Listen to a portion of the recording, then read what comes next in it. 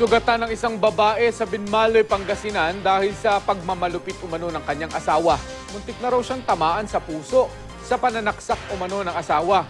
Makibalita tayo kay Jasmine Gabriel ng GMA Dagupan. Kung hindi ako nakailab, puso yung natamaan.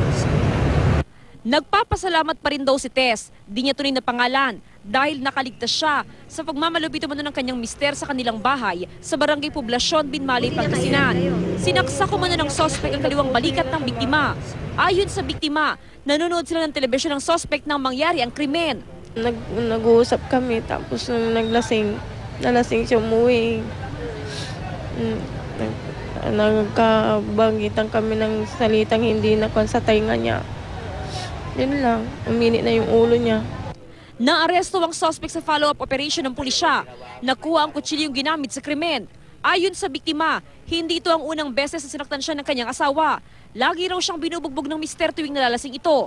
Ang nakikita nating dahilan ay silos, jealousy. Sinampahan na ng kaso ang suspect. Magkikiusap na lang ako.